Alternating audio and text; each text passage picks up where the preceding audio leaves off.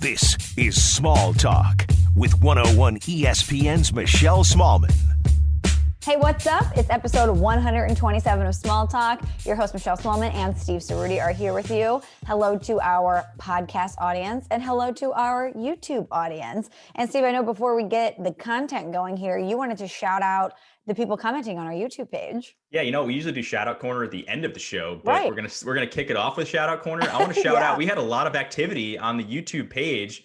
A bunch of people commenting. Shout out to Jason, who said, "Dude, Uggs were never attractive," which I disagree with. Uggs were definitely attractive. That's harkens back to last week's pod about things that whether or not they held up. Which we actually have a couple of new examples we're gonna do this week from our intern John.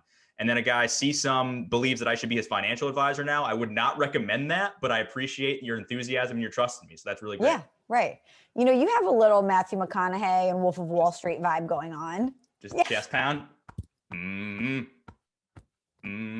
even know how really it goes, good. but I love it. Have you ever done that before? That actually feels really good. Especially if you hum at the same time, it's almost meditative. It's very, very relaxing and soothing. Wait, I feel that deep in my chest cavity. Oh my God. That's what McConaughey does. Should we do that before every pod? That's how we start. We get a little powwow going. I have to tell you, Steve, I'm still hanging on to my AMC stock. Okay, I know everybody else. Everyone else is bailing, but I read something that says hang on to it until the end of the week, so I'm still on it. Well, at this point, it's down so much that what are you going to take a loss on it? You might as well. I'll just take the L if it goes to zero, and I'll just what I mean. That money's no longer mine anymore. If it goes to zero, that's totally fine.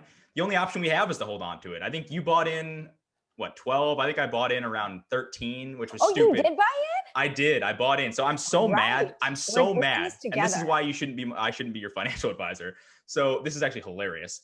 I think it was the day. What day did you buy it? Was it Thursday or Friday of last week? I think it was Friday. Whatever day we taped last week. No. Whatever day we taped last week, I think I bought the day after. So I think we taped Wednesday, so I bought Thursday. Okay, so I probably bought it later that day, but stupid me because I knew nothing about the stock market. I'm sitting there that day, I'm looking at it and it's going down. It's at, you bought it I think at 12. It's at 11, 10, 9, it's at 8. Yeah. And I'm going, I'm just going to buy this. I'm going to wait till it gets low as possible. And then if it starts ticking up a little bit, I'll buy. And stupid me, I thought the stock market closed at 5:30. Oh, that's incorrect. Stock market closed at 4:30. So I was unable to buy the stock that day at like 8 and change, which would have been awesome. And I had to buy it the next day after overnight, it just jumped way up. I bought it like 13 something and totally screwed myself over. So this is why I should not be your financial advisor. So I appreciate it, but it's probably not going to work out well for anybody. But you're right. I'm holding on. To the moon, right? We got to wait. Either it's going to be zero or to the moon, one or the other. And I'm okay with both outcomes. I'm glad to have you, Steve, as my partner on the rocket ship as we go to the moon. Yeah. I know nothing, but I've been reading more Reddit threads about this though. And it's so confusing. People are just like, oh, it's done. And other people are like, no, you're right. Hold out to the end of the week. I have no idea what to believe, but I got skin in the game and I'm in it to win it, baby. I'm not quitting now. I'm not a quitter. This is what we do here on Small Talk. So my finance guy who I did a Zoom with and was like, yeah, get in on the stock. Do it now. Here's what you need to do. Texted me at the beginning of the week, essentially saying, yeah, hang on to it till the end of the week. We are holding, we're not selling. This is what we're going to do. He texted me yesterday being like, I sold it off. I sold my He's like, I sold my share, so you might want to get out now. You might want to abort mission now. And I was like, you know what? No, I got indignant. I'm like, you might want to quit, but I am not. I'm hanging on till the end of the week. If I lose the money, so be it. But I do think that the revolution is still going on. No, you and I are like Hodor from Game of Thrones, just back to the wall. We will not quit here. This is not the time to sell whatsoever. But hold the door. There's a good chance we're going to be out whatever money we invested by the end of the week. So 100%. We're going to be broke as bitches by Saturday morning. I can promise you that. Yep. Okay. Well, a couple other things, Steve, have happened since we last taped. Not only are we both in on AMC stock, but we pretty rigorously upsetted the waterbed community. Yeah. I didn't understand what that was about, actually. So last week, again, in our, does it hold up? I mentioned waterbeds, which we both were like 0 chance that held up. And then all of a sudden we started getting tweets. You started getting a bunch of tweets from waterbed stands that I didn't really know were even around, but apparently there's this guy, 3-year letterman, who I think I've heard. Have you ever heard of him before? I have not, but I am also not cool online. That's not true. You're actually pretty cool. I feel like you're doing yourself. Steve, there's all of these things that I have no idea what anyone is talking about. I don't know about the TikTok. I don't know what the challenge is. I don't know about these cool accounts. I had no idea who he was, but that says more about me than anything. Well, you reposted or you quote tweeted the video I sent out of does grinding hold up? And in that tweet, I put, do waterbeds hold up? I was asking the question, and you said, spoiler alert, waterbeds do not hold up. And this one guy responds to at 3-Year Letterman and just says, cancel culture out to get you, coach. And 3-Year Letterman says, unfinanced waterbeds are the most coveted asset of 2020. And I think this guy, I think I've heard of this guy. And there's actually an article about him on the Athletic, and he's got a bunch of followers. And I guess his thing is he buys unfinanced waterbeds because he's a badass. So that's the only thing I took out of that. But it got like 86 likes. There's a ton of people in our comments just saying, dude, waterbeds are where it's at. So we tapped into something that we didn't really fully understand, and it kind of blew up in our face a little bit. And our sincere apologies to the waterbed squad out there. We did not know that unfinanced waterbeds were hot in 2021. I was thinking about this purely from a stability standpoint. I don't want to get seasick while I'm trying to get my sleep on, get my dream on. I don't want to be flopping around like flounder in the middle of the night. But apparently waterbeds still hot. Who knew? Yeah. And in their defense, I've never actually slept on a waterbed. So I can't tell you. I just assume it's terrible, but I've never actually experienced it. So it's one of those things where, can I knock it until I tried it? No. So you know what? Shouts out to you. I shouldn't be able to say it because I've never experienced it firsthand. Do you think all your dreams are under the sea if you sleep in a waterbed? Yeah, you exclusively dream about drowning, and that's how you wake up from nightmares. Yeah. Probably. Or you dream about being Ariel with Sebastian and Flounder, That'd be pretty cool. Cruising around in the ocean. Is that what you dream about all the time? Or maybe you have exclusively boat dreams? Like Perfect Storm. You just dream like you're Mark Wahlberg hanging out there to sea. You get seasick at night. Possible. I have no idea. We can't confirm or deny. Yeah, I don't know. Maybe we should sleep on a waterbed, and then we can come back and make a true determination. If there's any waterbed companies out there that want to sponsor the pod, hit us up. I'll sleep on a waterbed for as long as you want. All the free pub you want too. We'll see. We'll try it out. We'll do it. We'll make it a show thing. I can't tell you that I'll give you a ringing endorsement, but at least, we'll try it. Yeah, we can't tell you we're going to love your product, but please sponsor us. Yeah. We'll test it out on the fly. But no, it was fun. I don't know, whatever. We crossed up in that on social media. We completely went in uncharted waters and went to a territory that we had no idea even existed. So you find those pockets every once in a while on the internet. A lot of times they're scary. This one just happened to be funny. And we do have one more piece of news to report and to discuss. Steve, I don't know how to break this to you, buddy, but Colton Wong, your boy, BOI, no longer with the St. Louis Cardinals. We knew that he was out there as a free agent. There were rumors that he would come back, but we got the news today. Colton Wong in agreement with the Brewers. I know you're a Wisconsin guy. He's going to the Brewers.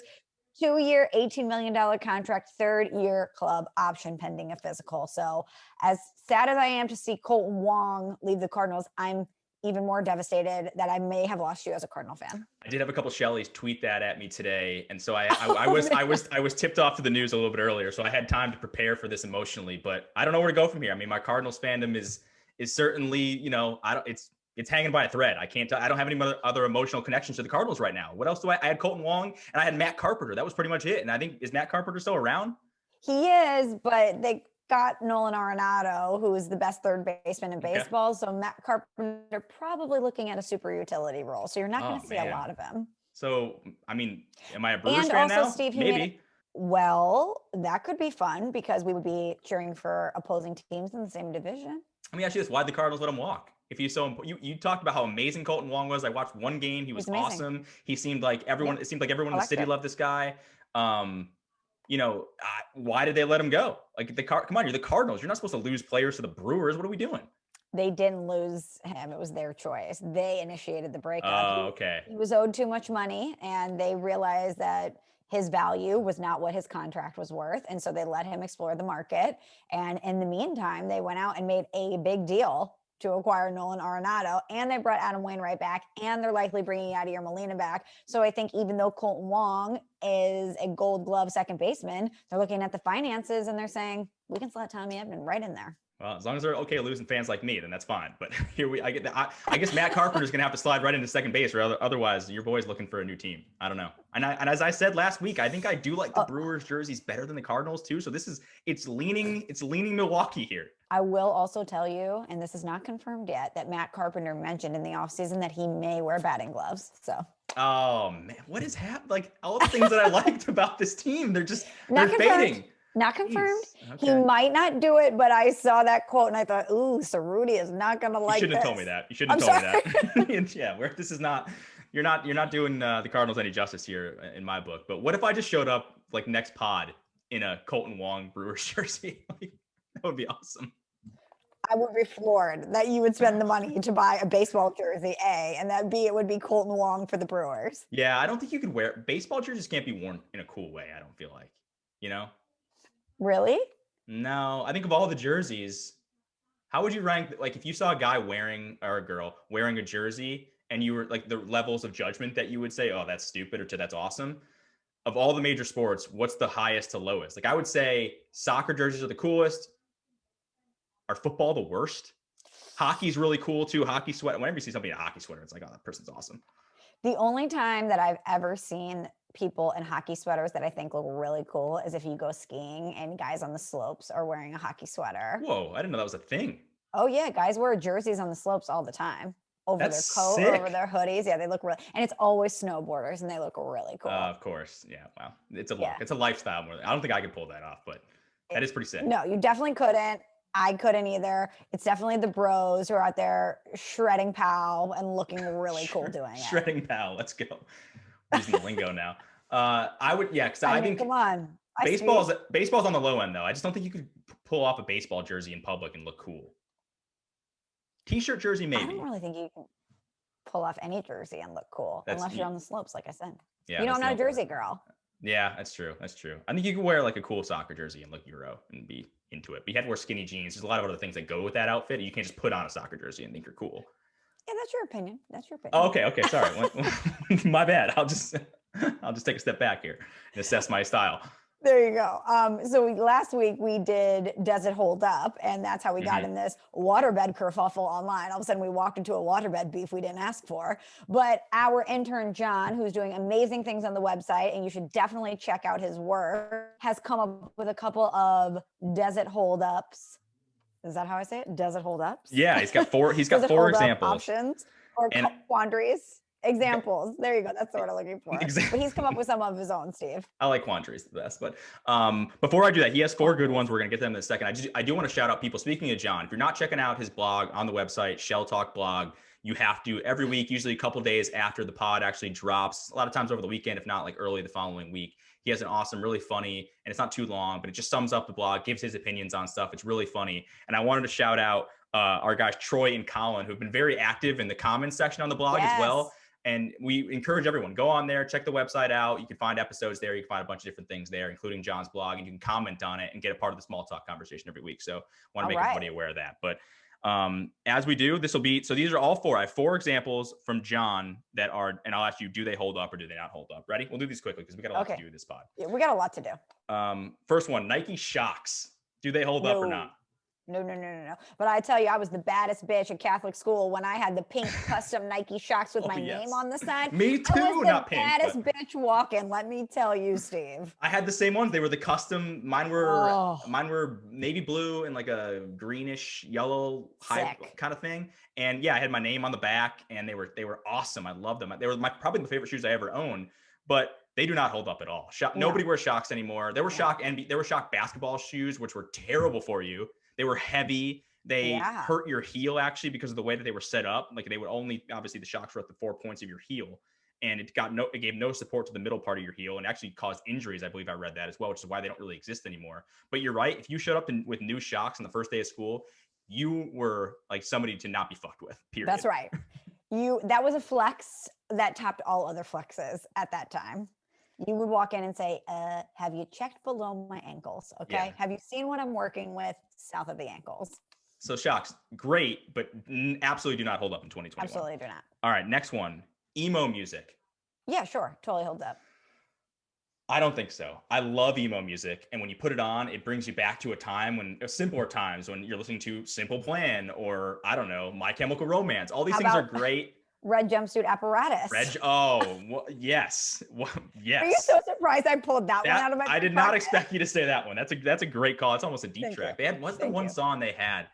I got to get the name correct. It's going to bother me now. I don't want to sing it because that's offensive. I have a terrible voice, but let me make sure I get the name right. Red Jumpsuit, Face Down. Yes. Oh my God, Yes. what a jam. Yeah, there will be no singing on this, but actually, I may throw that on the Spotify playlist a little bit later. I find that emo music is fun to listen to and like harken back to a time when you were a kid, and for us it was the mid 2000s when we were in high school and college and whatnot. But that doesn't hold up at all. The whiny, angsty me thing, just it's terrible. It's terrible music. I'm sorry, it is, and it's okay to still listen to it because I do, but it's not timeless. It's not classic. It is specific to that era. Doesn't hold up for me at all. I think if you can turn it on and still want to sing to it, it holds up. So I'm there. I'm saying yes, it holds up. It's a fair argument. It's a fair argument, but I'm gonna go the other way on that. Okay. All right, next one. Two more left.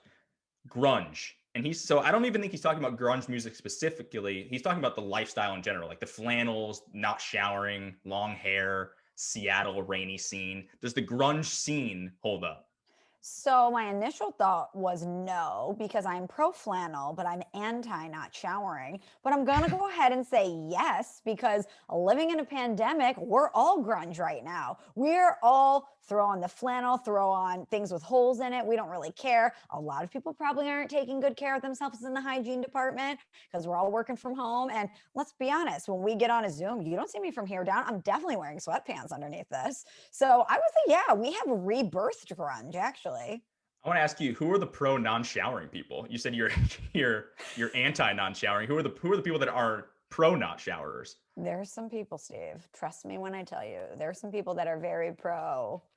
I don't want to shower. Like forever? Yeah. I mean, there are people that say conserve water, shower once a week. There is a whole movement, Steve, called the no poo movement about people not using shampoo. They say it's better. Oh, I thought we were going somewhere else with that. That was a little confusing for a second. I'm like, wait, that seems not healthy for you, but okay. All right, I get you. No. Like, we're not talking gut health, okay? We're talking showering. We're talking about bowels here. We're talking about shampoo. Right. There are people that say shower with a friend, conserve water. There are some people that are just lazy, especially if they're not going to see anybody. Shower with a friend seems a little bit weird. Haven't you seen that sign? It's in a lot of beach towns, conserve water, shower with a friend. Yeah, but who actually practices that? I think a lot of people, Steve. Maybe, just not me. And I don't think, I would be surprised if you were as well, but who knows? You know what, Steve? I do not picture you as someone with a shower buddy. Nope. Although it was always funny. Remember in college, it was like the rude awakening when, there's like community showers and there's things between them, but you're very much naked. And there are guys that like to be naked more than other guys. I had a guy live at the end of the hall. He was older than everybody else who played lacrosse and good dude, but like very bro-y. And he was always naked. I'm like, dude, relax. Like put some pants on. Like this is not acceptable. This is not cool. But there are some guys that are just fine with it. I'm sure there are some girls the same way. But getting back to the grunge thing, okay. I actually do think it holds up too, because, and you mentioned the quarantine stuff. You're 100% right about that. Where there's a lot of grunge qualities to quarantining and where we are now. And just the mood, like the moodiness of grunge. I think people are kind of in that same mold. They're just kind of like, I'm always moody in certain ways. You are grunge. Being isolated, I am a little. I don't dress grungy. I have a couple of flannels, but I don't think they would be considered grunge flannels. And I even think the music does hold up, like Pearl Jam, Nirvana, all those bands. That there is some timelessness to that music. It will eventually probably go out of style, but not right now. I think that still works in 2021. So I say grunge. It holds up. I agree. All right, do we have one more? Last one. Aviator sunglasses. This is a weird one. No, it's not. Totally holds up. I'm sorry. You can wear aviators anytime in your life and look cool doing it. I haven't worn aviators in years. I wore them probably in high school and college, and then I transitioned to the Wayfarers. Then I transitioned to the Club Masters, and now I'm in more of the circular ones, the European style ones. So my sunglass game has evolved over the years. As it should. I don't wear aviators, but I don't think they go out of style. I think you could wear them. I just don't personally wear them. So yeah, I do think they hold up, even though they're not my favorite. You look like a pilot, which is classically hot.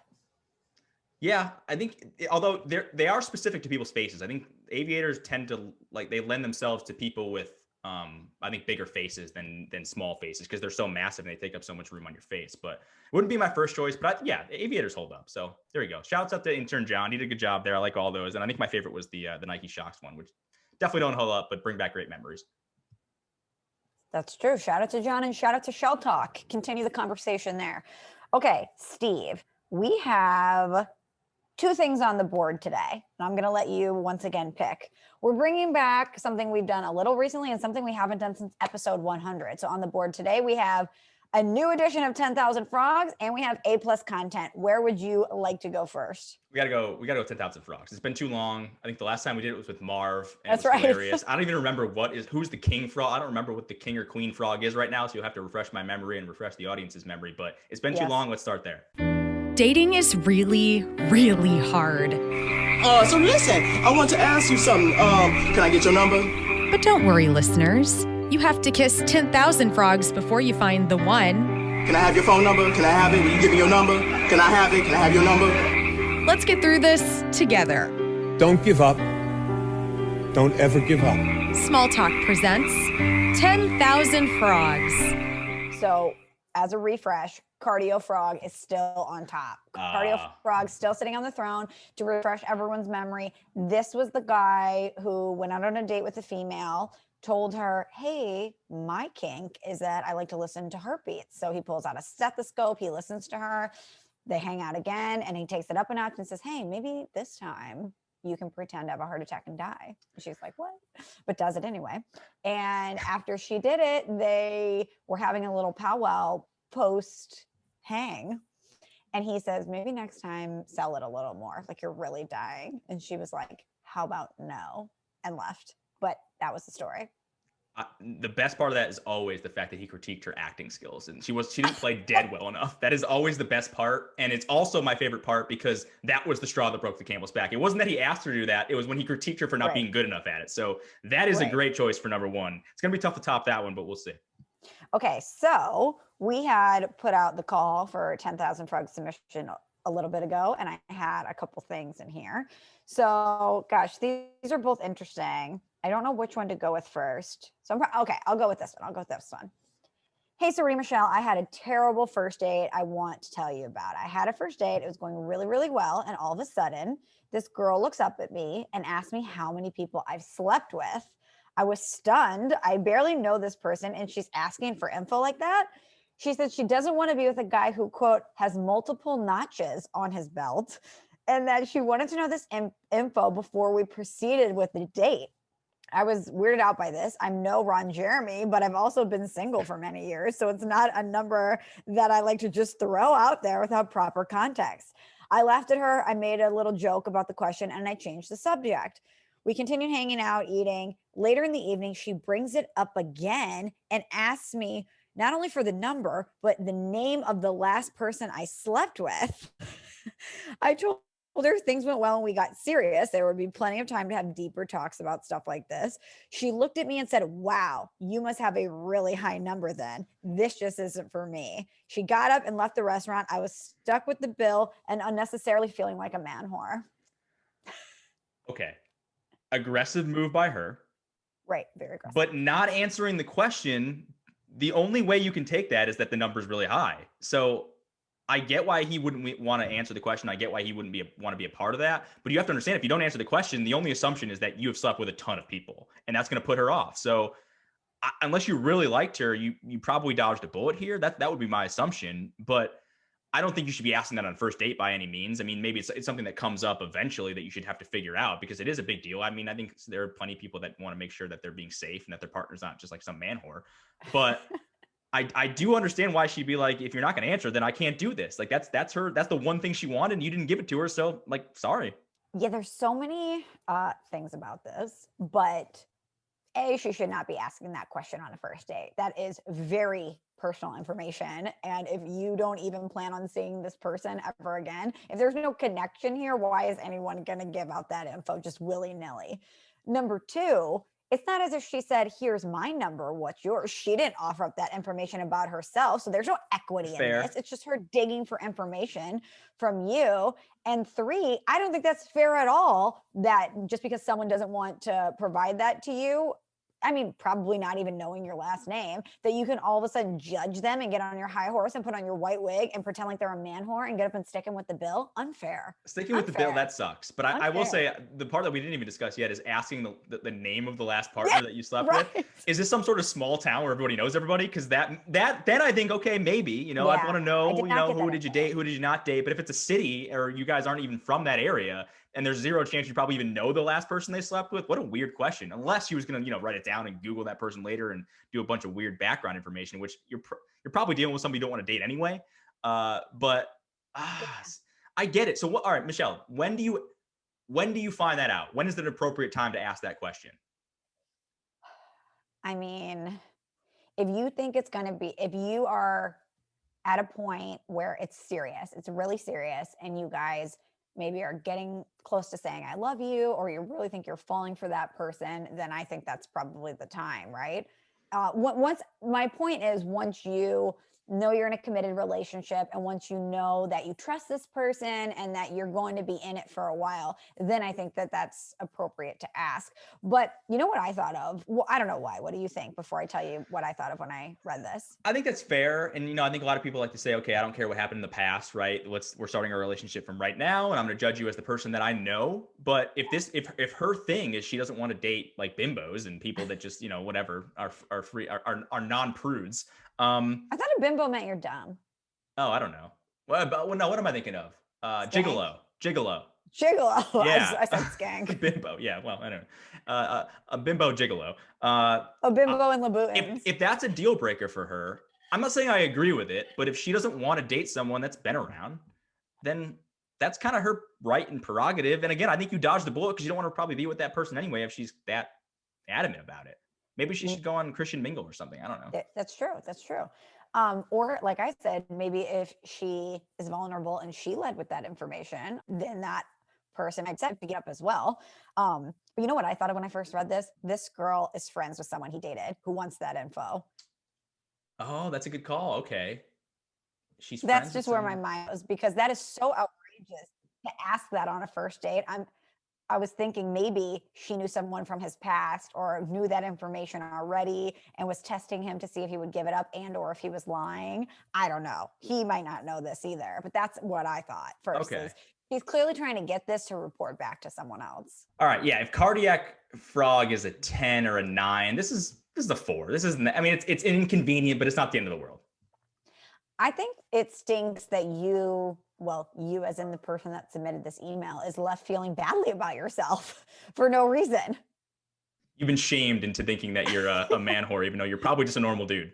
Right. You're probably just a normal single person. So anyway, that one was interesting, but let's see if it beats this week's opposition, this week's challenger. All right. What's up, Michelle? What's up, Ceruti? I met this guy on a dating app and we chatted for a few weeks. Things were going great. He seemed like someone I could really connect with. We had reached the air quotes good morning text state, so I was feeling pretty good about things. Quick aside, I think when you start sending good morning text to somebody, you're into them, right? What a ridiculous thing to do now that you look back at it. Like as soon as you wake up, good morning, beautiful. That's, I don't know. It's uncomfortable. I feel like texting in that time is always kind of uncomfortable because you're always kind of walking on eggshells. You're trying to make sure that you're texting enough, but also not, coming off as like kind of a creep and a stalker. Like there's a very fine line there between like overstepping the, and I always say that a lot of it has to do with whether or not you like the person to begin with. Creepy and normal is it depends. It's a matter of perspective really of how much you're into that guy or girl. But the good morning text is weird. Were you ever good morning, good night guy? Yeah, sadly. Oh, I didn't. Back in my younger days. That. Wow. Yeah, probably in high school, I was a totally different guy in high school. I was not as confident. I was more in my head about things, even into college a little bit. Post-college, like working style Ceruti, no, doesn't care. The good morning text probably didn't happen. I gave you a lot more space. There was probably a lot of confusion too. But yeah, I don't know. Do you like that as a girl? Would you like when you got a good morning text? I don't know if I would now.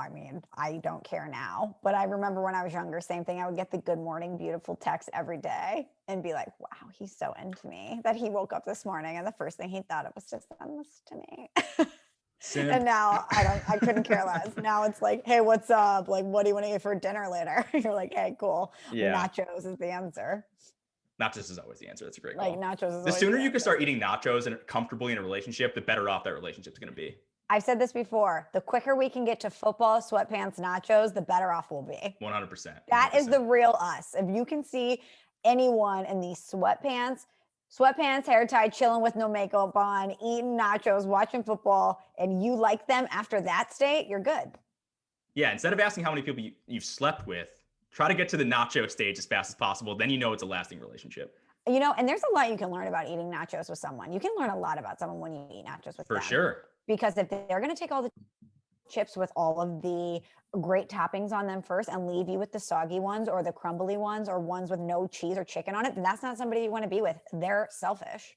Yeah, you have to. There's a lot of dainty eating that goes on in the early part of dates, though, early part of relationships too. Like nobody wants to order the burger and just house it in front of somebody's face. Chicken wings are off the table until at least date 10, I would say. You have to be steadily dating for chicken wings, especially from this isn't right, but especially from the girl's perspective. Yeah, that's a good call. So I guess the closer you can get to being a comfortable eater, the better your relationship's going to be in the long run. Right. Okay. That was a quick deviation. Yeah, sorry. The frog. Okay. So they met online, they were chatting, they were at the good morning text stage. So she felt good about this guy. Okay, here we are picking up. When it got to the point for him to ask me on a date, he asked me if I wanted to join he and his friends at brunch. Part of me was excited that he already wanted me to meet his friends. And then the other side of me was confused as to why he wouldn't want to take me out on a proper date and actually get to know me in person. I told him I had a conflict that night, but that I would love to hang out with him another time. He followed up by asking me to go to a dinner party again with his friends at his friend's house. I then started to think this was really weird that he wasn't wanting to have one-on-one time with me. Was this dude trying to secretly work in an orgy situation or something here? Whoa. So instead of letting him set the tone, I took control and invited him to dinner. He accepted, and I was really excited to finally hang out and see where this took us.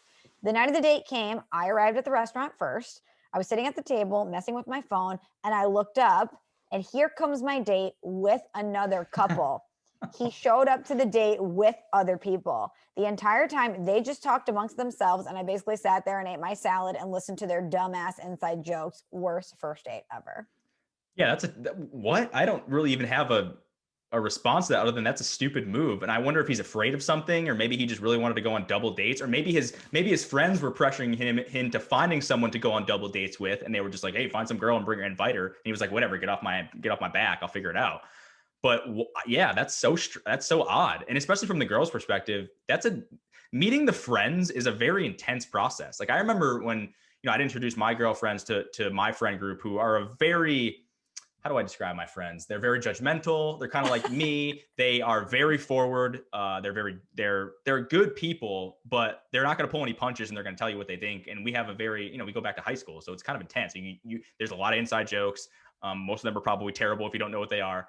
Right. So that's something I wouldn't do until probably at least 5 dates in. That's wild. So for him to do that, that's a terrible move by him. Clearly, he either doesn't know how to date, or he was trying to sabotage it from the start. 5 dates in even seems early to me. Yeah, it's such a big step in the relationship. And because I've had relationships where my friends just did not like her, period. And it was just never gonna work out. Now, luckily, my wife now, Maddie, she fits in very well with the group and was able to make fun of them back. So like right off the bat, it worked out. It was totally fine. But I've had girlfriends who my friends straight up didn't like, and they would tell each other they didn't like it to their faces. And it got really awkward for a while. Yeah, that is awkward. And if you're meeting the friends and it's not going well, instantly. You can sense that vibe instantly. And then you feel like you failed the test, and it's just very weird. I have been in situations where people have been brought into the friend group and it's an immediate fail. And it's very obvious that it's an immediate fail. And then it's, what are we going to do for the next hour? I guess we should order some drinks because this is getting really stressful. There you go. Everybody's stressed. Everybody's stressed. Although the drunk thing, it's risky though, because then real truths can start flying. It can get worse. I don't know. But the more drinks you have, the more you start looking around the table with your friends, giving the eyes like, who's going to tell her? Who's going to tell her that this guy sucks? Yeah, if she doesn't figure it out. But the question I want to ask from you is the thing I don't understand about this frog situation is why? What's the motivation? I don't get it. Why would he do that? So I guess my initial reaction is maybe he's really insecure, and maybe he wants there to be some sort of a barrier between him and the friends. Yeah, he needs backup, or he feels like he won't have to fill the conversation or those uncomfortable pauses that could happen when you're first meeting someone. And maybe he likes her and he wanted her to see a good version of him with his friends. But either way, if she clearly is trying to take control and saying, maybe we should go on a one-on-one date, I planned a dinner for us, you should read the room, dude. There's just no way that's going to end well. It just isn't, and I hope that's not the case, because that's kind of sad if that's what he was doing, that he was so insecure that he felt like he couldn't be alone with her. And then there are some bigger issues that he probably needs to figure out. Yeah, I don't know. But that is a good theory by you. I didn't think about it that way, that his best self is with his friends and he wants to experience it that way. I thought you were going to say the double date is still weird, but it's not as bad. I thought you were going to say he just like invited a bunch of his friends to the date, and it was this girl and a bunch of his buddies hanging out at the bar, just, chilling, watching the game. And then she's basically the odd man out after a couple hours. Well, I think maybe one of the hangs was with a bunch of guys. I think the brunch thing was with guys, from what I could gather from the text. But either way, that is such a weird play at first. And I know that some people might be thinking, no, it's like more casual, less stress because there's a group. But I think it's more like a gang up on somebody type thing. And that one sucks. Like if we're comparing, I don't know what we want to call these, bedpost frog, how many notches on your bedpost frog, yes, to group hang frog or friend frog, maybe. Let's assign a name first to each. I like bedpost frog for sure. That makes me think of the Sugar Ray song. And then what's a good one for the second one? Probably double date frog. I don't know. Squad frog. Squad frog is a good one. Squad frog. Okay. Yeah. So we've got bedpost frog versus squad frog. And even though I think bedpost frog is aggressive, because that's a weird question and a very invasive question to ask someone early on, I almost think like forcing a group hang on a girl you don't know is more aggressive. So I'm going with squad frog as the winner this week. I'm going with squad frog too. I think that is a little bit more awkward, a little bit weird. And thinking this through a little bit more, the only time that would be acceptable, and this wasn't the case in this time, was if it was mutual friends trying to set two people up. If the girl and the guy both knew this couple and they're like, hey, let's all go out together and we'll go on a date. Like, that's cool. That's totally fine for a first date. Cause then there's, you all know each other. There's no awkwardness. Correct. Everyone could have a conversation with different people and it's fine. There isn't just one odd girl out who doesn't know anybody here at this table whatsoever. That's fine. So in saying all that, I do think squad frog is slightly worse, just because I would have so many questions and I don't know. At least with the bedpost frog, it's weird and you just, all right, this didn't work out, we're going to move on. I wouldn't have closure. I'd be like, why did you do this? Why couldn't we just hang out by ourselves? I actually liked you. I want to go on a date with you. Why did you make your friends tag along with you? Yeah, you were sending good morning text to me singular, not to the group text. That would be so good if you did it on a group text. Oh, that would be so good. Imagine that. Like, you just get 3 random numbers you don't know, and it's, hey, good morning, beautiful. And you and this other guy. What is happening right now? Yeah, that's so bizarre. And imagine then you don't want to get up and make a scene, but you have to sit there the whole time and listen to them tell inside jokes and pretend to laugh at them. That sucks. Yeah, no, that's just not a way to get a second date, period. Even if you don't like your personality, you should just take the chances and not bring your friends along. It's just not going to work out. Yeah, take them on a proper date, dude. Yeah, that's weird. But I would want more background on that. And it would, like, the fact that I don't know more about it is bothering me a little bit. I can reach out and find out more. We can circle back on this because there may be more. I'm wondering, did she just ghost him after that? Did she say, hey, why the group situation? I wish that we would have. I'll follow up. You have to confront him though, right? Don't you have to just say, hey, what's going on? Why do you not want to hang out with me one-on-one? This is dating. This is what you have to do when you date people. You can't just bring your friends to every function that we do for the rest of time. Like, your friends aren't going to come on our honeymoon eventually, Right. You'd have to lay that out very quickly. And then depending on his response is what the future of the relationship is. I would be like, is this a throuple deal and you're trying to add me in, or what's happening? And if so, you need to throw that on the table. That needs to be addressed at the beginning. I have a story about a throuple a little bit later in A+ content, actually. So that's a great transition or a great deep tease for a little bit later. I mean, I don't know if I can wait until then. I mean, you can't just throw out, I have something to say about a throuple. Well, all right, let's figure out if this, how this weighs in with our champion frog, and then we'll get into A+ content. Okay, so does squad frog beat our reigning frog, which is cardio frog? Not a chance. Absolutely not. Cardio frog is the Tom Brady of the situation, and I'm sorry, squad frog is Mitch Trubisky. It's average at best. Sorry. Good comp. I was going to say Jared Goff. There you go. By the way, Jared Goff, going from LA, being coached by Sean McVay, to going to Detroit and being coached by that guy, Dan Campbell, who, if you haven't seen his introductory press conference where he talks about biting people's kneecaps, talk about like a complete change of scenery. LA, Detroit, and then the coaching situation. I kind of feel bad for Jared Goff now. I know you don't. probably don't. Yeah. I don't, but not because of his LA ties, but because I think that at least in Detroit, he's starting in a somewhat clean slate. I don't know if he's going to have any success there. I think probably what they're going to ask him to do might be different based on the personnel that they have, but I think they can at least build around him. And I'm telling you what, this Rams thing, if they don't win right away, they are going to be up shit's creek, and I'm going to be laughing all the live long days, Steve, because of their lack of draft equity. But let me tell you, just like everything with the Rams, follow the money. They need butts in seats when they open that stadium. They need people to buy PSLs. This is not even a we need to win now because we're desperate to win a Super Bowl deal. This is a we can't convince people in LA to buy tickets to this monstrosity of a stadium with Jared Goff as our starting quarterback. We've got to do something. At least Matthew Stafford will provide some intrigue. So trust me, this is a money grab as much as it is anything else. You're right. And they clearly just hate first round picks. They haven't had a first round pick, I think, since Jared Goff, and they won't have one for another 3 or 4 years, I believe. But yeah. Honestly, I'm happy for Matt Stafford. He had to spend his entire career. Oh, come on. It's not his fault.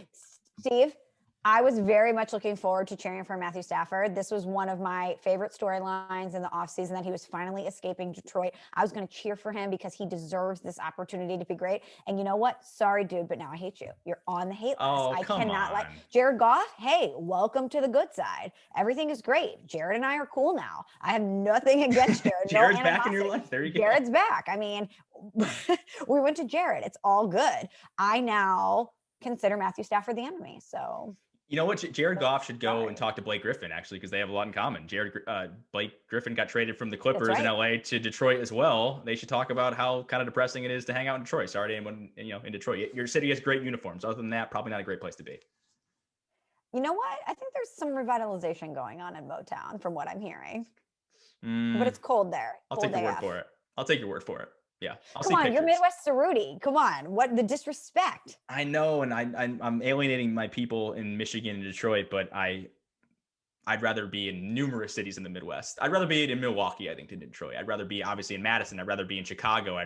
There's so many places in the Midwest I feel like I would pick before Detroit. No? Are you looking at me weird? Because you did not mention the most coveted spot. Hello. You did not even mention St. Louis on the list. I would rather be in St. Louis. Yeah, I'd rather be in St. Louis. Yeah. Yeah, I mean, come on. I mean, that goes without saying. Hold on. Wait a second. If I had you list the top 5 cities in the Midwest that you would prefer to live in, would St. Louis even crack the top 5? Madison.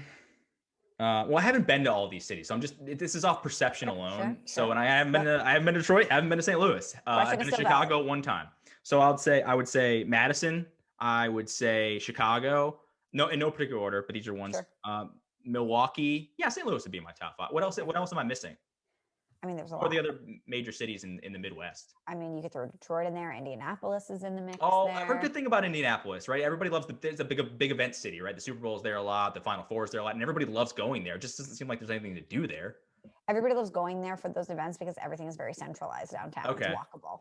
And there's a great place where you can eat shrimp that has horseradish in it. I've heard good things about Minneapolis. Yes, right? I've been there. It's very great. I've heard good things about Minneapolis. Lots of lakes, lots of activity going on there. A lot of snow, Target Field, amazing. So yeah, it'd be a little lower end, but it would crack my top 5. Come on. And you're there. So, come on.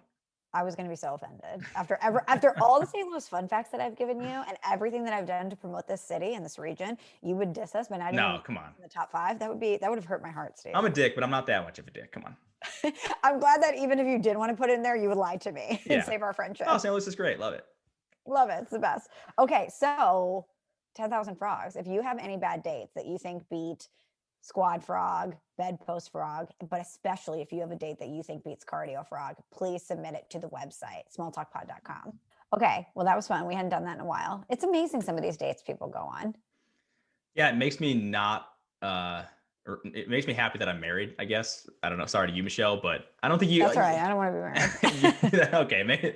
I think it makes me not miss the dating scene as much, although, I don't know. There are some things that I guess you do miss, but not weird dates. Although I was lucky. I didn't go on that many odd dates. I had a couple here and there, but, it is what it is.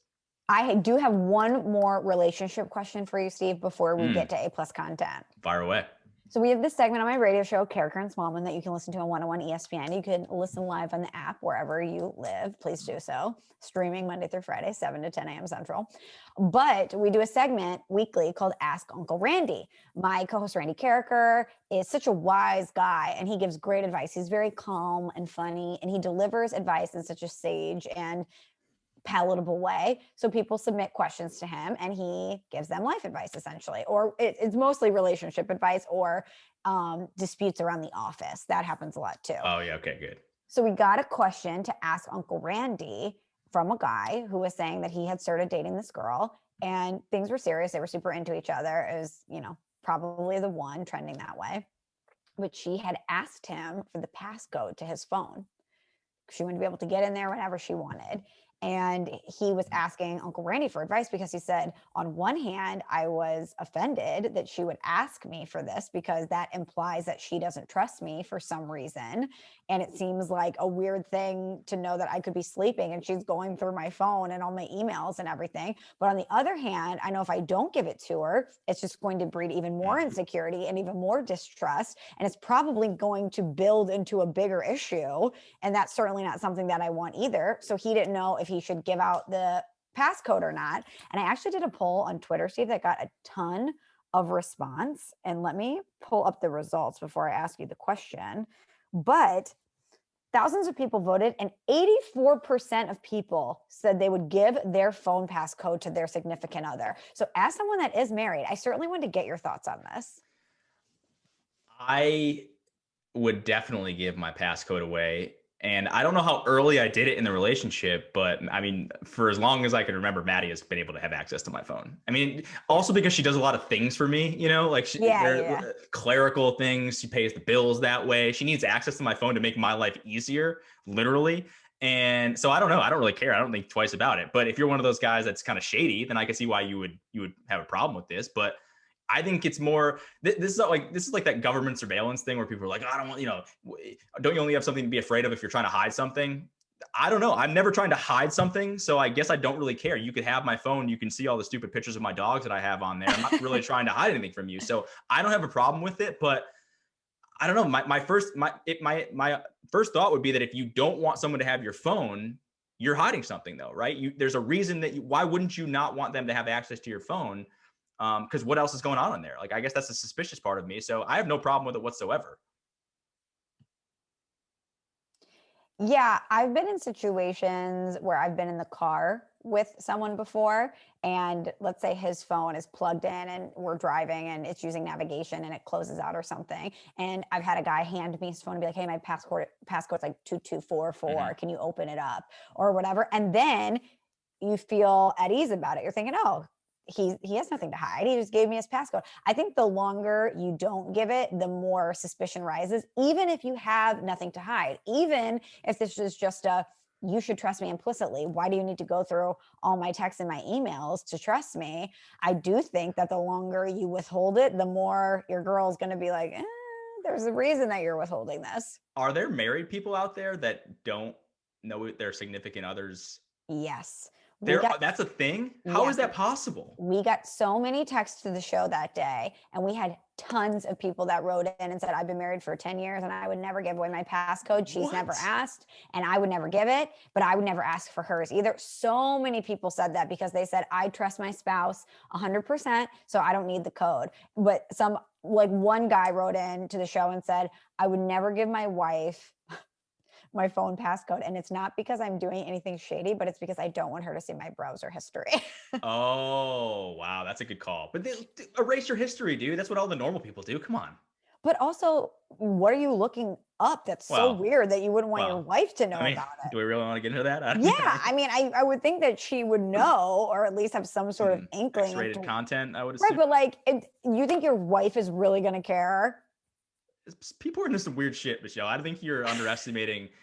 You really know everything about a person when you find out their browser history. That is. Yeah. I don't know if I'd let Maddie look at my browser history. Is a totally different story. But if you give her your phone, she can look that up. No, because if you're a smart person, you just manage your browser history. Period. Come on. This is relationship 101 here. I'm not telling you anything new. I don't even know how to manage my browser history.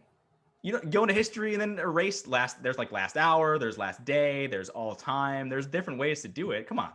If you know what, so if my boyfriend looked in my phone and wanted to see what I was up to, you know what he would find? A lot of Bravo memes being sent back and forth between me and my girlfriends. And he would find me searching Nolan Arenado, and he would find me searching how to do a smoky eye on YouTube. I mean, this is not, so I don't know how to do any of that stuff, but I really also have nothing that I would feel uncomfortable. That's probably more for dudes than it is for girls, now that I think about it, though. I don't know, because we had some women that wrote in and said, like one woman specifically was like, I'm dating a guy and we're getting to the point where we're exclusive, but if he wanted my passcode, I would not want him to look at my Instagram DMs.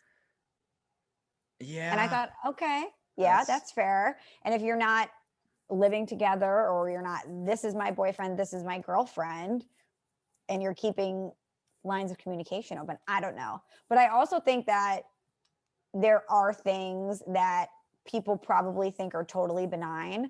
You know, I communicate with a lot of dudes every day, a lot of dudes. I mean, my entire existence is basically chatting with dudes.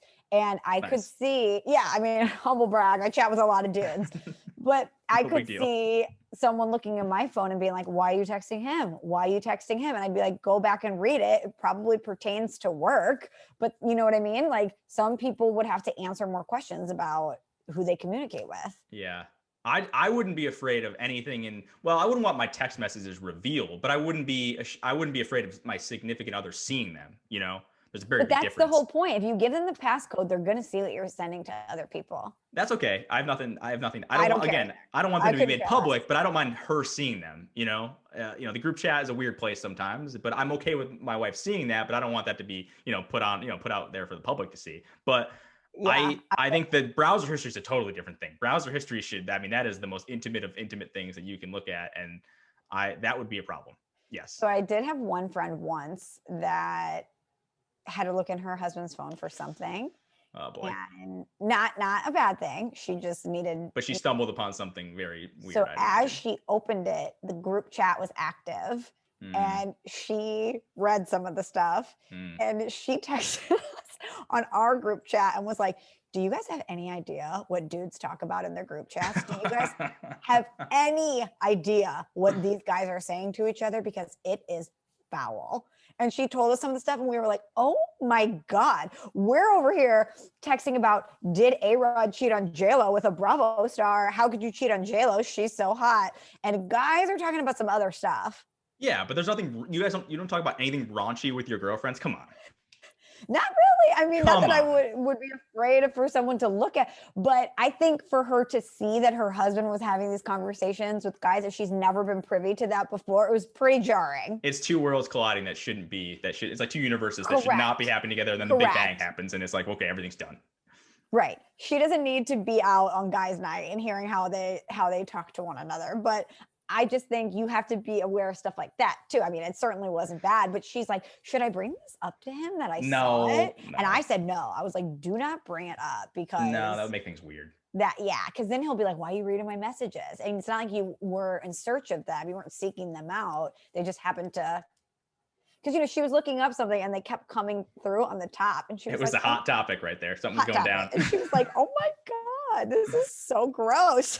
Yeah, but you're right. If she ever referenced that and said, hey, like, why was Steve tweeting or, texting you about this? Then there's a red flag goes up. And then I would be like, why are you looking at my phone? Even if I knew you had access to my phone, it's a slippery slope. You don't go public with that information. You keep that to yourself. Unless there's something really incriminating and crazy on there that makes you want to break up with them, which I'd imagine there wouldn't be if they're having access to your phone in the first place. But no, if it's just like simple things. And I'm trying to think, maybe a year into the relationship, I don't know. If you guys are if you're married, you have to have, I just feel like that's so weird if you don't have access to the other person's phone. I feel like if you're living together, engaged or married, you should have it, right? Just for bill paying purposes. I mean, come on. There's so many things on there that I would have to then, be like a third party going through me to tell her. It's like, no, just check my phone. It's fine. Whatever. Yeah, if we're sharing a mortgage, if we're sharing a baby, if we're sharing a dog, if we're sharing a life together, that should be something that you have access to and I have access to too. And final thought on this, if you don't have it, it's always going to linger over your relationship. The other person's always going to be like, what are they hiding? It's going to be in the back of your mind no matter what happens. Even if you have a great relationship and you guys love each other and it's awesome, if you're withholding information, there doesn't even have to be any real good information in there. Your mind is going to wander and think it's something worse than it actually probably is. So you might as well just do it and then get it over with and make sure you quit your browser history. Take it from Steve, a happily married man. Yeah, there you go. What do we got? 2+ years. Here we go. 2+ years, going strong. Okay, well, before we close this thing out, let's do some A+ content, shall we? I know you had some stuff you wanted to throw out there, Steve, so I'll let you go first. I got 2 things. All right, so this involves the thruple that I teased before. This is a I'm dying show. to hear about that. This is a show that Maddie and I stumbled upon. You ever watch House Hunters? HGTV. Yes, of course, it's super popular. It's always the dumbest thing ever because none of the people in House Hunters ever who are looking for houses ever have real jobs. One of them is always unemployed, and the other one is like an underwater basket weaver, and somehow their budget's $2.5 million, and they're living in downtown LA. It's ridiculous. Right. So they have this new version of the show. It's called House Hunters: Comedians on a Couch. Have you heard of it? No. It's basically House Hunters. It's like the same setup as House Hunters. It's a couple with a real estate agent, except there's no narrator this time. It's carried by comedians who are basically giving their takes on all the different things that happen and making fun of the people looking for houses. And it's hosted by Natasha Leggero and Dan Levy, not Daniel Levy from Schitt's Creek, Dan Levy, the comedian. And then they always have a third comedian in there. So it's been guys like John Mulaney, Whitney Cummings, JB Smoove, Seth Rogen was on one. Nice. And it is so freaking funny because they're basically doing what you do, what normal people do when you watch House Hunters. They're making fun of the people for how ridiculous their stories are. And they always find the craziest people. And the second episode with Seth Rogen, I believe, was with a throuple. There was a throuple looking, so it was a guy and a girl who were a little bit older, probably in their late 30s, early 40s. And it was a younger girl. And they were all together, the 3 of them, looking for a house in like Colorado Springs or something. And it was insane. It was, none of them liked anything that was similar. All of them wanted different things. Then there was a thing about a 3-car garage and whether or not whose car would be parked outside. Ooh. And it just got me thinking about thruples in general of like, one person's always going to be the odd man out in certain situations. It's got to be so awkward. But the show is so funny. The comedians are so good. Highly recommended. A+ content. It's literally like your friends, but the comedians talking about House Hunters. Your friends, but funnier. But exactly. Yeah. It's so good. It's so good. The Seth Rogen one, I can't recommend it enough. Okay, I will definitely watch that. Good recommendation. But you're right. There is a power dynamic in the throuple, and one person in the throuple may not be aware of the power dynamic until they go to buy a home together, and all of a sudden one of them's parking on the street. That's when you know what's up. I don't want to spoil what happened, but the guy basically wanted like one thing, and of course, he didn't get it. The other 2 voted him out and basically got whatever house that they wanted. But was it a guy and 2 women? Guy and 2 women. And what happened was, so they were married. The 2 older ones that were a little bit older, they were married. And I guess she was bi. He always knew that. And then she was just like, hey, would you be interested in, they met this girl at a bar, I think. And then they're like, hey, would you want to, be in a throuple? And she's like, yeah, sure. Why not? So then they just started living together and hanging out. And I guess that's how it happens. Which I was actually mistaken. I think I told this on the pod one time, but I was mistaken for being in a throuple one time in Washington, D.C. True story. Let's revisit that. Yeah. The waiter. So I went out to, it was Valentine's Day. Tell me if this is weird. It was Valentine's Day, probably like 2009. And I was studying abroad there in DC and it was like a study abroad program, but not abroad. It was in DC. And 2 of my friends came to visit, a guy and a girl. So we went out to dinner on Valentine's Day night, and we were sitting at a table together having Valentine's Day dinner. And my friend Shane sat next to me, and my other friend, the girl, was on the other side of the table. So the waiter wasn't really sure how to perceive that, and just asked us straight up if we were in a throuple. And we were like, what? That was the first time I'd ever heard what a throuple was. And I didn't even really know what he was saying. And he explained it to us, and we're like, no, man, we're all single. This is not like a weird thing that's going on. So yeah. Yeah. Interesting. So you're like, I'm not in a throuple. I'm also not Dupree. This is just 3 buds hanging out on Valentine's Day. This is just 3 people who are all lonely on Valentine's Day, having some good, I don't know, some fried chicken or whatever we went to. It was good. But it was my first introduction into throuples. And now I feel like it's just this thing that I'm always amazed by, that people, I could never imagine being in a relationship with that third person. It's so, and that's like guys who have multiple wives. Like, why would you want, and that's what they talked about in the House Hunter show. Seth Rogen was like, why? I never win arguments anyway. If you introduce a third person to this, I'm literally never going to be able to talk. Right. Yeah. It just seems like a lot to balance, and some things work for different people, but that just seems like, to your point, there's always going to be 2 people ganging up on one. Yeah. 2 of them are going to go off on their own. It's going to happen at some point. You don't know when. It might be a year from now, but it might be 10 years from now, but it's going to happen. Trust me. Yeah. Okay. That's a good one. I will definitely check that out. What else do you got? My second one is this is also crazy, and you're gonna probably hate this. There's a Oh movie God, what? came out a couple years ago, and I just got around to watching it. It's called I See You. It's with Helen Hunt. Basically, the premise, and I don't want to give it away, but the premise, it's a kid gets kidnapped in this small town. They try to figure out who it is, and it's this thing. But then another part of the movie introduces this thing that I didn't even know was real. Have you ever heard of the term phrogging? Is this where people in the South wait till it's dark outside and then they catch frogs in a net? No, it's phrogging with a Phrogging. Okay. It is wild. I didn't know it was a thing until I saw this movie, and now I'm freaking out, and I think I'm going to probably make you freak out too. Oh God. It's basically when someone is living in your house and you don't know that they're living in there. So they hide in an attic and they just live there for years. This is a real thing. It actually happens. And in this movie, there was this young couple who was living in this other person's attic it was only a couple of weeks, but this happens over longer courses of time. And that people living in the house had no idea they were there. Wait, my heart just started racing. I knew this would not be a pleasant thing for you. So how do they get in? They wait till the family leaves. Yep. They break into the home. They nestle up in the attic like some ticks, and then they just hide up there. And then they wait till they leave every day, and then they go down, they scurry, and they eat food. Yep. So what happened in the movie was one day the last person was leaving the house, like the dad took the car to the garage, and the people came and ran in, got in through the garage door as it was closing, and then just posted up in the attic. And then, they would come downstairs. They would do stuff in the middle of the night. And they would start screwing with the family. Like they took all of the silverware out of the drawer one day and put it in the washing machine. So the family had no idea they were just pulling pranks on them. And it was insane. I don't know if that's like what usually people do, but if you go online and Google this stuff, like there are legitimate videos of people phrogging in other people's house. It's nuts. My anxiety is through the roof. Yeah. I hate this topic. I hate this. That freaks me out to no end, because think about how violated you would feel if you found out that there are not only people living in your home and I mean, violating your space, but violating your privacy. Think about the things that you say and the safety and comfort of your home. Think about the things they might have seen and or heard in the comfort of your home. They're eating your food. Are they showering? Are they team no shower? Yep. Pro no shower? No, they shower. They shower, but just when you're not home. Yeah. So what do they do? No towels? What are they going to use the towels? I can promise you if I do a fresh batch of towels and everything's clean and I come home and there's a towel missing, I'm going to notice it. But if you got a couple of kids, right, and your house is big, who's going to notice an extra towel once a week? You're never going to notice that.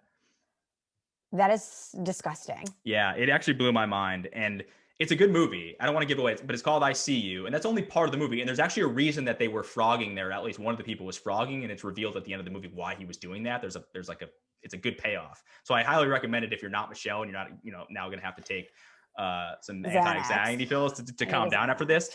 But I did some research on this too, Michelle. There's a woman, I guess in the 1920s, this is like a famous case of phrogging. But she knew about it. So her name was Dolly Osterich. She secretly kept her lover in the attic of her home without her husband knowing for multiple years. So when her husband would go to work, she would just hook up with this guy during the day, and he would live in the attic at night, and he would write novels like by candlelight, essentially. And for years, her husband never knew he was there until one day he heard them talking up in the attic, came upstairs, and the guy who was hiding in the attic accidentally shot the husband and killed him. So the husband, who was the victim of phrogging, is the one that ended dead? He died, yeah. And then they tried to... What a way to go. And then they tried to frame it. So they tried to frame it like it was a break-in. And, he locked... The guy who was hiding in the attic hid the woman in a closet and acted like it was a burglary. So she got completely off scotch-free, and it wasn't figured out until what actually happened until many, many years later. Wild, wild story. Talk about a side piece. Like that's side piece on a whole nother level. Wow. That is a commitment to your side piece like I have never heard before. Yeah. So phrogging, look it up. Trust me. I went down the rabbit hole on the Google machine. It was quite the Saturday night. No, you know what? This is not commitment to the side piece. This is the side piece commitment to the main. Imagine how much you would have to love someone as the side piece to say, yeah, not only will I hook up with you while you're with somebody else, you can burrow me up in the attic for years, and I'm just going to chill there. I don't even need sunlight. I will write my novels by candlelight. If you don't have a lot going on, though, it could be kind of a sweet setup, right? You don't have to pay rent. You're hooking up with someone for a pretty consistent amount of time. You get to eat whatever food you want. You just have to be really quiet during the day. It could be a decent setup.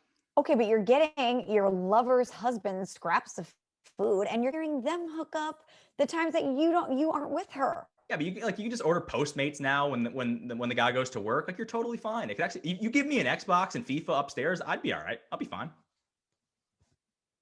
You don't think that you would be found out? They would hear you cheering. Mm-mm. No, I'd be quiet. I could be quiet. Yeah, no. If I knew my life was at risk, I could be quiet. But again, the guy, if you're gonna live in not your significant other, your side pieces, you're the side piece, and you're living in her attic, you probably don't have a lot going on in life, if we're being honest. No. Wow, I can't imagine the level of love for someone and also the level of desperation that you must have to not have a pretty sick living setup for you to say, you know what? I will be the side piece and I will live in the attic. And then you wouldn't have to worry about giving your husband your phone password, because if you want to go talk to your side piece, you just walk upstairs. It's totally fine. I'm imagining the side piece is Phrogging in the attic and you're texting them, hey, I'll be up in 20. He's leaving to go to the gym. And then the husband hears the whoop, the sound of the text going off. And he's like, what is that? He would literally go wife's insane. Side piece. Yeah, that's a bummer. So yeah, he didn't have a great ending to his life, unfortunately. But yeah, famous case. And so those are my two. Very highly recommend. The movie is really good, and then obviously the comedians watching House Hunters is awesome. So those are my A+ contents. What do you got? Well, thank you for blowing my mind. I know. I'm sorry that I probably gave you. Wow. I didn't realize. My anxiety is so high right now. I didn't think about that until I started talking about it. I'm like, Michelle is going to hate this, and she's going to think about it for months now. So I'm sorry, but trust me, no one is going to be frogging in your apartment. I promise. You know what I'm going to do now is hire a company to come sweep my house like once a year to make sure no one's frogging there. Well, what they do that would be my luck, is that people think, oh yeah, let's frog at her house. Well, how people get found a lot is they'll set up cameras, right? So they'll just like watch a blink camera during the day, and then some random person will just be like walking in a robe through their house, eating ice cream out of the fridge. And they had no idea that, like, why is this random person in my house? That's how they usually get caught. Yeah. Every house has cameras now. We have cameras. Every house has cameras. Frogging in the pandemic in 2021, that'd be a pretty big bummer. You really wouldn't be able to, with everyone's home all the time, what is your escape mechanism? You're stuck in the attic, or you're stuck in whatever room you are forever. And there's zero chance it's possible right now. Oh yeah, has Phrogging died in 2020/2021? Because if your whole operation hinges on people leaving the house so that you can get the food and or shower in their shower, and no one is leaving for days, weeks, months, who knows, Phrogging is dead. Yeah, Phrogging does not hold up. Phrogging does not hold up. No, but it'll make a comeback. It'll come back. Come on. Once we get out again, and people are going back to work and doing things, it'll happen again. People are going to go on vacation, and the Phrogging community is going to say, now we strike.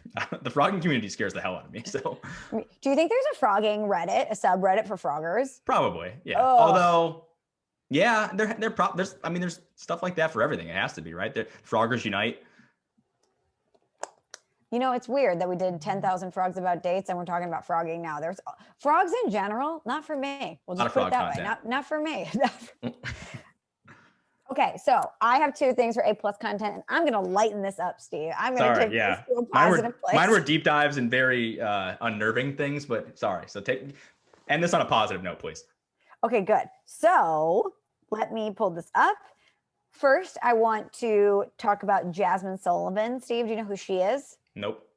So she is a singer, a very talented singer. She has an album out called Hotels, Heaux, Hotels. Nice. And it is very, very, very good. I highly recommend it. Lost One is my favorite song on the album.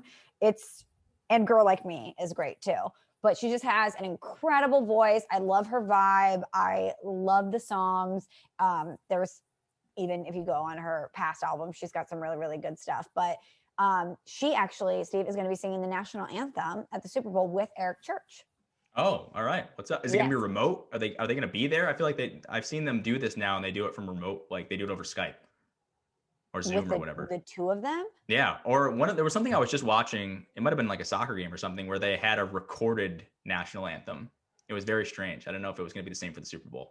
So it doesn't say in the article I just had pulled up, but I would imagine that they'll both be there. I imagine that they'll get tested, that they'll be spread apart, but it's probably easier to sing a duet with someone when they're in person. Singing the national anthem, there's a lot of pressure on you too, because you have like people gambling on whether or not you're going to go over 2 minutes and 20 seconds. Yep. I would always take the over on that, by the way. especially a duet. Definitely take the over. Especially a duet. They're going to be like competing for who's cool, who sounds better. So they're going to be extra long notes in that thing. Totally. But looking forward to that. Definitely hammer the over. Bet of the year. Yeah, Ceruti, your money guy and your gambling guy. There you go. There you go.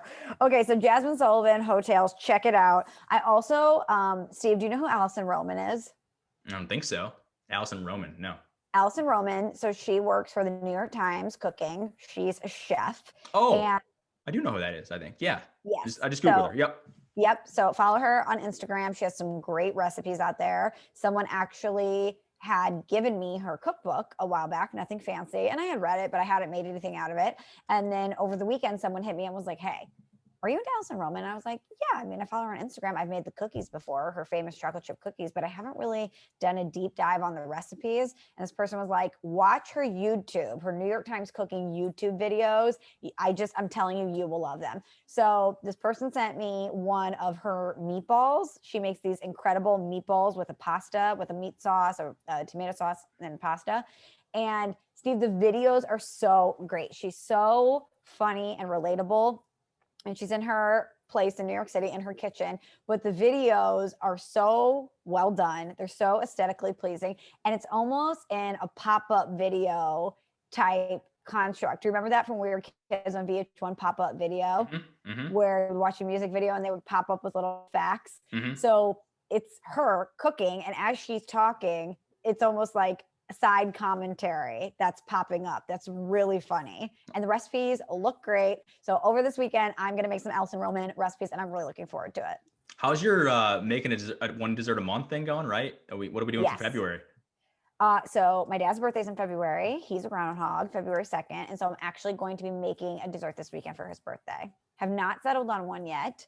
I'm actually thinking maybe a little tres leches cake, Steve. Oh, because my dad loves Mexican food and we're doing a family hang where we're doing Mexican for my dad. So I was thinking I might do a tres leches, but that's involved. There's some steps there.